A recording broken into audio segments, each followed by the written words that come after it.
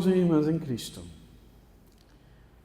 Breve o Evangelho desta Santa Missa, deste quarto domingo da Páscoa, mas ao mesmo tempo, Evangelho que traz a centralidade do pastoreio de Cristo e aquilo que ele significa. No Domingo do Bom Pastor, que nós estamos celebrando, a Igreja olha para Cristo, aquele que deu a vida para nos resgatar, aquele que se sacrificou para nos redimir, aquele que deu a própria vida para que nós tivéssemos vida e vida em abundância. Esse é o pastor que nos ocorria, esse é o pastor que necessitávamos, esse é o pastor que Deus havia prometido desde sempre pelos profetas. Eu vos darei um pastor segundo o meu coração. Eu vos darei um pastor, então, semelhante a mim, que tem um coração semelhante ao meu. Cristo é esse bom pastor. E o bom pastor que dá a vida pelas ovelhas, para as ovelhas. É Cristo que dá a sua vida por nós e nos salva, e ao mesmo tempo é Ele que dá a sua vida a nós e nos preenche. E, portanto, nós somos, pela fé, completamente preenchidos pela graça do Cristo, bom pastor. Ele é aquele que nos conduz. Mas não é apenas um pastor que nos leva, a quem nós devemos simplesmente seguir por seguir, mas é o verdadeiro pastor, aquele que leva as ovelhas aonde está as fontes de vida, onde elas possam manter-se vivas. Ele as protege por um lado, e Ele as alimenta por outro. Assim, Cristo é o pastor que temos necessidade. É o nosso bom pastor. E aqui quero fazer referência a uma expressão que não é dele, mas foi recordada pelo Papa Leão XIV na missa de sexta-feira de manhã, quando ele celebrou a missa na Capela Sistina e concluiu ali o conclave com os cardeais. Lá no meio da sua homilia, ele vai discorrendo e ele faz uma afirmação muito importante.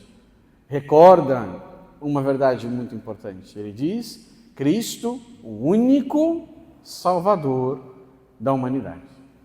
Único Salvador para os homens. Cristo é o único que pode salvar. Cristo é o único que de fato nos salvou. O único que nos redimiu.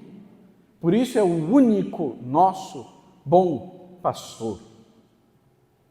Nesses últimos tempos, vimos algumas frases de uma pessoa que ficou muito notória na internet, e uma das expressões que usava era justamente dizer: a pessoa que repete o salmo, o Senhor é meu pastor, a pessoa que diz, o Senhor é meu pastor, eu agora estou amarrando.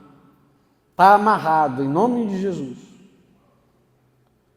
É justamente o absurdo de não reconhecer em Cristo o verdadeiro e único bom pastor. Ele é o único pastor das nossas almas. Ele é o único que pode nos conduzir. Ele é o cordeiro que comparece no Apocalipse. De pé, mas imolado. Ele foi morto, mas está redivivo. E ele é o cordeiro pastor que apacenta as ovelhas, que apacenta um rebanho, que conduz às fontes da água viva. E é este cordeiro que os redimidos seguem aonde quer que o cordeiro vá. Ele é o único nosso bom pastor. Ele é o pastor das nossas vidas. Ele é o pastor das nossas almas. Cristo, bom pastor, Senhor e pastor do seu rebanho, nos diz no Evangelho de hoje que recebeu do Pai essas ovelhas. Foi o Pai que deu as ovelhas do rebanho que é seu, então. As ovelhas que Cristo recebeu, Ele as guarda. As ovelhas pelas quais o Cristo é responsável, Ele as guarda. Ele as protege, Ele as conduz e as leva à vida eterna. Dando a vida a elas, as conduz à vida eterna. Cristo, que assim cumpre essa missão de ser o bom pastor, que Deus queria suscitar desde sempre, que de fato suscitou, Cristo, bom pastor, pastoreia o seu rebanho, pastoreia a sua grei, que também nós devemos dizer a sua igreja, através dos pastores que ele instituiu e que ele vai colocando no meio do seu povo. O sacerdócio na Igreja Católica, o sacerdócio que é o sacerdócio ministerial, aquele dado aos padres e aos bispos, né? Os sacerdotes. O sacerdócio, ele é exclusivo de Jesus. Ele é o sacerdote, porque ele é o único que deu a vida como sacrifício para que fôssemos resgatados. Ele é o sacerdote que oferece a vítima que é ele mesmo, para redimir a nós, os culpados das nossas faltas. Cristo é o sacerdote. Cristo é o pastor. Mas ele institui, no meio do seu povo, pastores, que são os sacerdotes para governar, para conduzir, para guiar o seu rebanho em seu nome. E isso, por si só, já diz uma coisa muito importante. Significa que aquele que é colocado como pastor no meio do povo de Deus, aquele que é colocado como sacerdote no meio do povo de Deus, ele não está ali para fazer a sua vontade. Ele não está ali para exercer uma função sua própria. Porque se fosse sua própria, ele poderia fazer como quisesse. Então, eu sou esta figura, eu sou o pastor, eu sou o sacerdote, eu sou esta realidade, então eu vou discernir como que ela deve ser feita. Então eu vou entender o que é para fazer e não fazer. Então eu vou começar a observar e vou começar a decidir. E aí está justamente o erro. Não somos nós que decidimos o que significa ser o pastor do rebanho de Deus. Não somos nós que decidimos o que significa ser sacerdotes. Isso nos é dado. A igreja já sabe o que é. Ela nos confia. Em nome de Cristo, nos confia. E nós exercemos esse ministério, essa função no meio do povo de Deus. Isso é,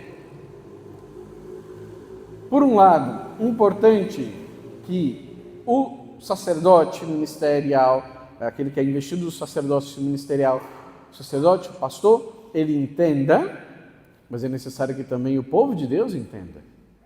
É necessário que o povo de Deus saiba do que se trata. Porque uma das coisas que muito o Papa Francisco, ele condenava bastante, e fazia isso muito acertadamente, era, por um lado, a clericalização dos fiéis, que significa descaracterizar o povo de Deus e transformar todo mundo em semipadres de alguma forma. Então, o que é isso? Misturar as coisas. Então, o que é uma comunidade onde existe a clericalização dos fiéis? Quando a gente acredita que existe uma hierarquia dentro da própria comunidade. Então, e é uma coisa fácil de cair. Na minha cabeça, quando eu cheguei na comunidade que eu participava, na paróquia que eu participava quando eu tinha acabado de voltar para a igreja, na minha cabeça, como se estruturava a igreja? Então, estava lá, na paróquia, era o padre. Então, o padre aqui em cima, certo? Aí, então, e quem são os graus abaixo do padre? Então, tem o padre, aí depois tem os ministros extraordinários da comunhão, né? Padre, os ministros, depois os cerimoniários, aí depois tem os acólitos, depois tem os coroinhas. E depois tem o povo. Na minha cabeça era assim. Eu procurei uma hierarquia, eu tentei montar na minha cabeça uma hierarquia. E na minha cabeça isso funcionava. Só que isso, ao mesmo tempo que é uma coisa que não corresponde com a realidade, é fácil de cair nessa clericalização, transformar os fiéis numa certa forma de clérigos, de semipadres de alguma forma, o que é um erro. Na verdade, somos todos um único rebanho, com um pastor e ponto. O outro risco que se tem é justamente por parte agora dos ministros, a transformação do pastor, do sacerdote, do ministro na igreja, numa certa forma de uma quase tirania eclesiástica. O que significa isso? Quando o padre, eu escutei isso de um professor meu uma vez, falando, qual que é o problema quando isso acontece? É quando o padre na paróquia, ele diz, eu aqui, na minha paróquia, eu sou papa, bispo e padre. Ou seja, quem manda sou eu, quem resolve sou eu, quem sabe a verdade sou só eu e mais ninguém. Aí é um problema. Aí é um problema. Nenhum dos dois extremos ajuda em absolutamente nada. Onde está realmente a vontade de Deus? Na comunhão. Aí sim. A comunhão uns com os outros. Cada um sabendo exatamente qual é o seu lugar. Errado é o padre que não vai à frente da comunidade e que fica dizendo para os outros, não, vamos envolver todos. Vamos envolver todos para decidir, para ver, para organizar. E some. Não vou pregar, porque na verdade a pregação é um sentimento que brota da comunidade. Então eu não vou fazer uma pregação, vamos fazer uma partilha. O que vocês acham da palavra de Deus hoje? O que vocês pensam que Deus está falando hoje? Errado? Não é essa a função do povo de Deus. Essa é a função do padre. E quando ele não a faz por preguiça, por medo, por vergonha ou por covardia. É muito mais fácil a comunidade gastar 10 minutos da missa falando o que pensa, do que o padre falar o que a palavra está dizendo. Ele vir e dizer o que é a doutrina da igreja, mesmo que isso seja incômodo ou amargo para alguém. É muito mais fácil todo mundo dizer o que pensa, porque ninguém sai ofendido, ninguém sai preocupado, todo mundo sai felizinho, mas isso não é pregação. A igreja não forjou santos na base da partilha. A igreja não forjou santos na base da partilha. A igreja forjou os santos na base da pregação, da palavra de Deus. Portanto, sim, claro, partilha é bom? Sim, mas cada coisa no seu lugar.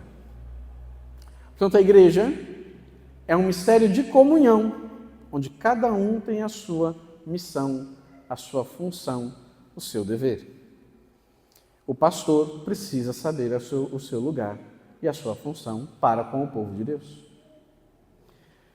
Nós vivemos num momento da história em que justamente isso já não está tão claro em muitas dimensões da vida da igreja.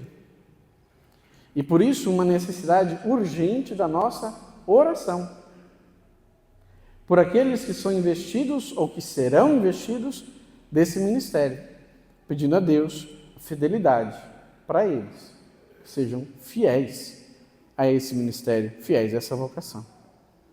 Às vezes não é claro, justamente por causa disso que eu acabei de falar, mas às vezes também por tantas ideias que ficam rondando por aí, que ficam para cima e para baixo.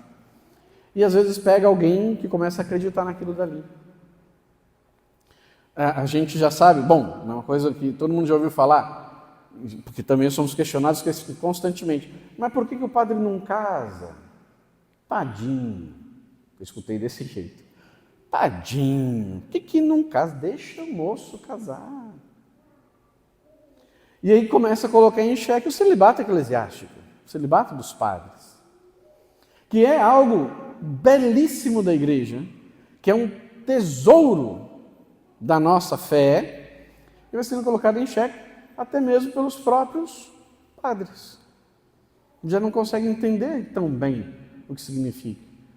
Só que o que é pior? Depois vai passando isso para os seminaristas, para os que estão em formação, que também vão crescendo com ideias às vezes tortas, estranhas, diferentes. Não, mas a Eucaristia não é bem corpo e sangue, é um símbolo, né? O bom da Eucaristia é a partilha, isso é que importa na Eucaristia. Quando a gente vai lá e partilha, a Eucaristia é presença real. E o padre tem que acreditar nisso, ele tem que ensinar isso. E, portanto, se nós desejamos ter sacerdotes firmes na fé católica, que transmitam essa fé com coragem, com sabedoria, com prudência, sim, mas com intrepidez, nós precisamos rezar. Precisamos rezar. Precisamos rezar pela nossa igreja, precisamos rezar pelos que estão em formação, precisamos rezar pelos formadores das futuras gerações, precisamos rezar pelas vocações sacerdotais. Seja que elas já estejam em ato, seja aquelas que estão sendo forjadas no seio da igreja através da formação. Portanto, não deixarmos de rezar, não deixarmos de rezar para termos santas e abundantes vocações. E esse é um segundo ponto da nossa oração. Rezar para que Deus nos mande muitas vocações sacerdotais. Nós temos que pedir constantemente que Deus mande muitos padres para a igreja. Não apenas que Deus mande padres, mas que Deus mande muitos padres. A gente tem a sensação, já falei isso outras vezes, mas a gente tem a sensação porque estamos confortáveis. A nossa paróquia está confortável, porque desde a sua criação nunca lhe faltou um padre. Sempre pelo menos um padre teve aqui, às vezes mais de um. Então é uma situação confortável, graças a Deus. Mas quantas paróquias, não vou nem falar do mundo, do Brasil, quantas paróquias, quantas cidades já nem sabe direito o que é ver um padre celebrando uma missa? As crianças vão crescendo sem saber direito o que é. Eu fico muito feliz, eu particularmente fico muito feliz, quando eu termino uma missa numa comunidade ou aqui mesmo na matriz, e termino a missa, vem uma criança e vem me trazer um desenho. E ela desenhou o padre na missa. Aí tem o padre, tem uma cruz, tem o cálice, tem Nossa Senhora, tem uma flor, tem um sol brilhando. Isso é muito bonito. A criança cresce consciente do que é ser igreja, do que é estar ali tendo um pastor. Mas e quantas pessoas na igreja não sabem mais o que é isso? Quantas crianças vão crescendo sem ter noção do que significam os sacramentos? Então não apenas rezar por nós, mas rezarmos também pelos outros. Pedir a Deus que mande santas e abundantes vocações sacerdotais para a igreja no mundo inteiro. Se nós somos fiéis nessa intenção e rezarmos e pedirmos a Deus que nos mande vocações para toda a igreja, nós podemos ter a segurança de que não vai nos faltar. Se formos fiéis e rezarmos sempre pelas vocações, Deus não vai deixar faltar a vocação sacerdotal no nosso meio. Mas é necessário fazer a nossa parte. Por fim, uma última palavra, nesse dia também que é dedicado às mães. É importante que nós nos coloquemos diante dessa festividade como aquilo que de fato ela é. Primeiro, ela é colocada dentro do mês mariano. Então nos recorda a primeira mãe que nós devemos honrar nesse dia, Nossa Senhora, a Mãe de Deus. E nossa mãe, ela nos foi dada no momento maior da vida de Cristo, a cruz. Então, honrar a Virgem Maria nesse dia também é nossa mãe. Mas honrar também as nossas mães sobre essa terra. Honrar as nossas mães que nos foram dadas para cuidar de nós, que gestaram a nossa vida e nos deram a este mundo, segundo o desígnio de Deus. Cuidaram de nós, nos protegeram, nos cresceram. Quanto tiveram que passar, quanto apuro tiveram que passar, é claro, né? Afinal de contas, crescer uma pessoa nunca foi fácil. Fazer uma pessoa crescer bem, com segurança e saúde, nunca foi fácil. Já parou para pensar nisso? O ser humano, dentro da natureza, dentro da criação, é um dos poucos seres que precisa ser cuidado para poder crescer. Se você já viu nascer algum animal na fazenda, se você já viu nascer um potro, por exemplo, se você já viu nascer um cabritinho, se você já viu nascer esses animais todos por aí, nasceu, caiu no chão. A mãe fica ali perto. Daqui a pouco começou a andar. O máximo que a mãe vai fazer é levar para onde tem comida, para ele já, pelo instinto, começar a comer. Acabou. Desenvolve agora. Nós não. Anos e anos e anos, precisamos da mãe e do pai ali, nos acompanhando, nos ajudando e nos fazendo crescer. É difícil calcular a dívida que nós temos com as nossas mães. Muito difícil calcular essa dívida. Porque aquilo que nossas mães fazem por nós, elas fazem por amor. E aí é muito difícil. Porque, como já dissemos também outras vezes, o amor, só com amor se paga. Quanto amor eu tenho que pagar à minha mãe por tudo aquilo que ela fez por mim? O bispo que me ordenou, ele sempre falava isso para nós entendermos o que significa o amor de mãe e como o amor de mãe é uma coisa grandiosa. Ele dizia assim, você pode ver, pergunta para qualquer senhora da comunidade, nos últimos meses, principalmente se ela tiver um filho pequeno e trabalha fora, nos últimos meses, quantas horas extras a senhora teve que fazer no seu trabalho? Ela tem a contagem bonitinha. Hoje em dia tem muito lugar que tem banco de horas. Pergunta quanto que está o banco de horas. Claro que sabe. As horas a mais que trabalhou. Está tudo ali registrado, inclusive na cabeça. Agora pergunta para a mãe de uma criança pequena. Quantas fraldas você trocou nos últimos 3 meses? Ela não faz nem ideia. Quantas horas você dormiu? Que é mais fácil perguntar quantas dormiu do que quantas ficou acordada à noite. Quantas horas você dormiu ao longo desses 3 meses? Também não vai saber.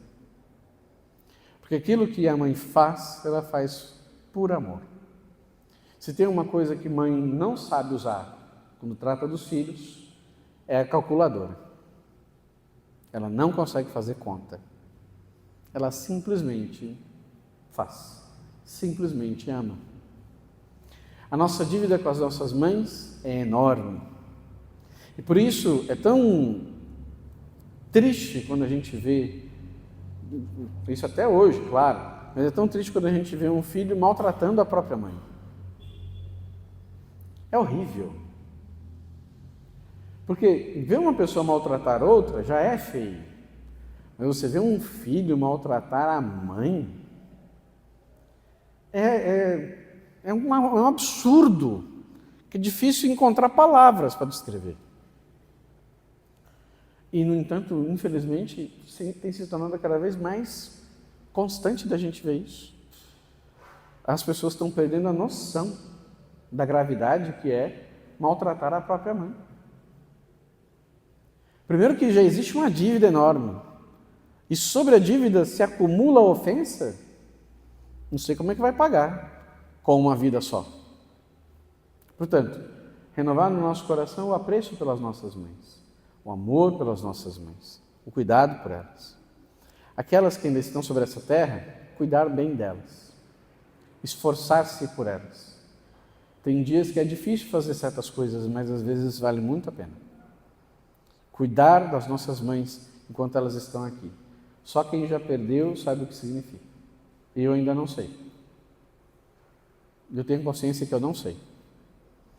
Mas eu, francamente, tenho medo do dia que eu descobrir. Porque no dia que eu descobrir o que significa não ter mais a minha mãe, é naquele dia que eu vou provar grandemente a minha fé. Ali eu vou ver se eu acredito em tudo que eu falei para as pessoas. Sobre esperança, sobre a eternidade, sobre o céu, sobre o consolo de Deus. Então, se a sua mãe ainda está sobre essa terra, cuide dela. Não espere chegar aquela hora para você descobrir a preciosidade que é. E se a sua mãe já partiu? Bom, lembre-se que ela cuida de você, ainda. Só que de uma forma muito mais leve agora, claro. Se ela está na glória de Deus, nós esperamos que todos estejam, então ela está olhando por você. Então tenha a tranquilidade de um coração que sabe que está sendo ainda cuidado. Mas nunca deixe de rezar. Nunca deixe de interceder pela alma daquela que já partiu, para que ela possa contemplar o rosto de Deus. Nós nunca sabemos. Não existe nenhum presente de Dia das Mães que nós possamos dar sobre essa terra para elas, maior do que a oração fervorosa e constante para que ela possa contemplar, partindo deste mundo, a glória de Deus. Porque as mães que contemplam Deus face a face na alegria do céu não precisam de mais nada. Não precisam de absolutamente mais nada. E tudo que se poderia conquistar nessa terra para elas não passa de pó e palha. Portanto, rezarmos por elas, pedirmos a Deus por elas e deixarmos com que o nosso coração, voltando-se para esse afeto, transforme isso, esse sentimento, em constante confiança e oração. Que Deus nos ajude a sermos fiéis à nossa vocação de filhos, amando, respeitando e cuidando de nossas mães sobre essa terra, intercedendo e invocando a Deus por aquelas que já tiverem partido para a casa do Pai. Amém.